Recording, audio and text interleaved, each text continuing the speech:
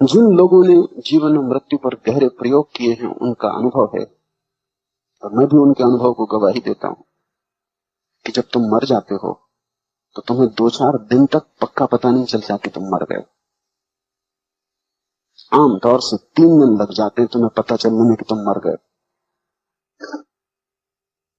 क्योंकि मृत्यु घटती है बेहोशी में, शरीर छूट जाता है बाहर का। लेकिन ठीक शरीर की आकृति का एक भीतरी शरीर है, तुम्हारा मनो शरीर, वो तुम्हारे साथ रहता है। 3 दिन लग जाते हैं कम से कम, ज्यादा भी लग जाते हैं। तब धीरे धीरे तुम्हें समझ में आना शुरू होता है कि तुम मर गए हो। अन्यथा तुम भटकते हो अपने घर के आसपास, अपने मित्रों के पास, पत्नी बच्चों के पास।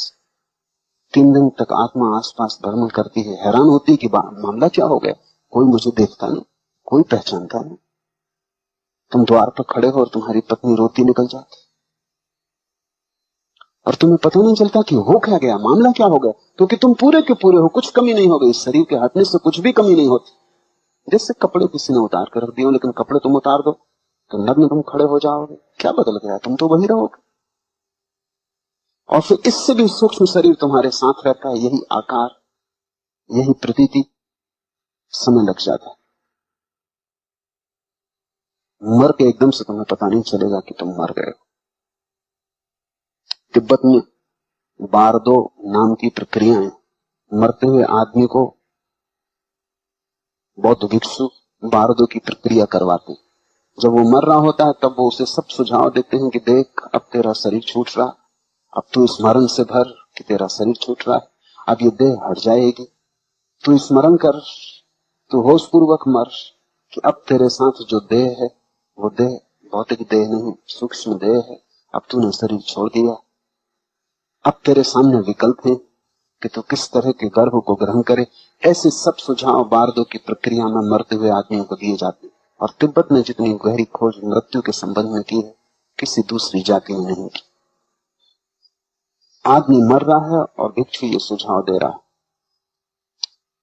आखिरी क्षण तक जब शरीर छूट रहा है तब तक वो सुन रहा है भिक्षु।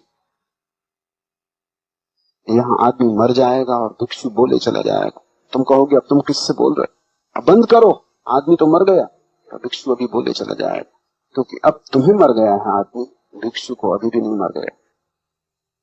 और ये आदमी अभी भी सुन रहा है, क्योंकि इससे कोई फर्क नहीं पड़ता कि शरीर छूट गया, ये अभी भी सुन रहा है। और इसके अगले जन्म को प्रभावित किया जा सकता है कि कैसा गर्भ ग्रहण करे, और इससे इस जन्म की मोह और आसक्ति से मुक्त किया जा सकता है।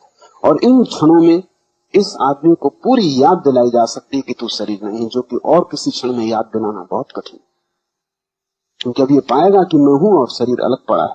अब भिक्षु कहेगा कि देख, अब तू ऊपर और शरीर नीचे पड़ा है, गौर से देख, इसी शरीर के साथ तूने अपने को एक समझ रखा था, और अब तेरे मित्र परिजन इस शरीर को मरघट ले जाएंगे, तू पीछे, वहां तो इसे जलते देख, वहां ये राख हो जाएगा, फिर भी तेरे होने में रत्ती भर कमी नहीं पड़ती। स्मरण रखना इसको, आगे की यात्रा में दोबारा शरीर के साथ ग्रस्त मत होना।